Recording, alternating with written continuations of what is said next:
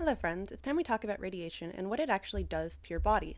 You may have heard the story of Hisashi Oichi, one of the worst cases of radiation sickness that we've ever seen, and part of the reason it was so bad is because he was kept alive a lot longer than he should have.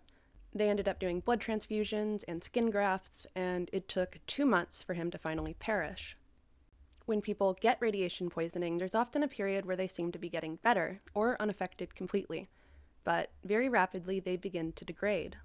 Skin will fall off, and the body can't compensate for all the damage. But what kind of damage is actually being done? Well, there's several different kinds of radiation that we're exposed to on Earth, and most of it comes from our sun. The sun is a giant ball of fission. It releases all sorts of radiation, but our atmosphere and our electromagnetic qualities of our Earth tend to protect us from most of it. The one we're most familiar with is probably UV radiation. The sun releases 3 different kinds: UVC, which is blocked by our atmosphere, UVA, which is able to penetrate, but it's a longer wavelength and doesn't do much damage to our bodies.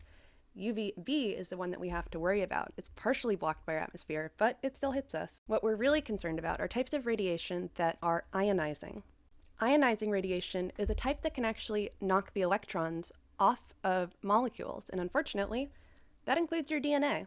When the damage is so severe that the body can no longer compensate for it, that's when we start to see serious problems. And when you get that sunburn, you're literally experiencing your DNA being damaged, and the body releases all of these factors to start healing it, including inflammation, and that's partially responsible for the pain. Under normal conditions, your body makes an error during DNA replication approximately every 10 to the 7 times, pretty low. But when we're talking about something that is degrading your DNA, it will not be able to compensate. And it requires an intact code. So if your DNA has been so damaged that it no longer has that code, it's going to try to fill in the blanks or fail to get your DNA to be put back together at all. Our body also has something called tumor suppressor genes. These are genes which are specifically designed to prevent cancer from forming. Most of us are lucky enough to have 2 sets of each of the tumor suppressor genes that we need. If you're unlucky enough to have 1 set, all you need is one of those genes to be mutated to the point where it doesn't function, and you get cancer. One of the most famous examples is retinoblastoma, and this one is awful because it often impacts people who are very young. It's caused by either not having a good copy of the tumor suppressor genes at all, or just having one. When that one gets knocked out, there's nowhere to go from there. You end up being blinded. If you watched my video about the Chernobyl fungus, Cryptococcus neoformans, it's a kind of fungus that uses radiation to drive its metabolic processes. We also found that these little guys are chock full of melanin.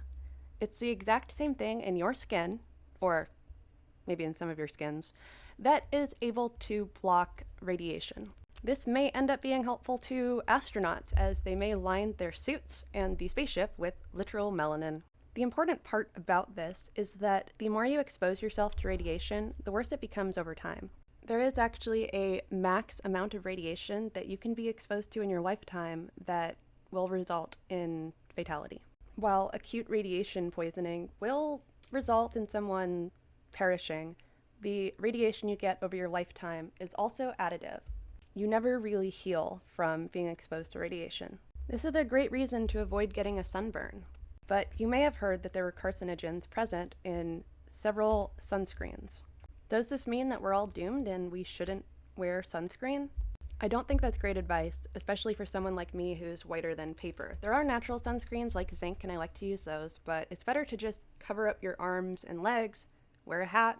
The only time I really slather on sunscreen is when I'm on a mountaintop, and that light reflects back at me.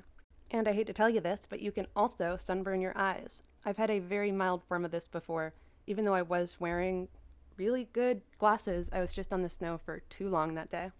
What do we do with this information that literally everything is trying to expire us? Well, being informed is good, and being able to mitigate these risks is even better. Being aware of them without being afraid is the idea.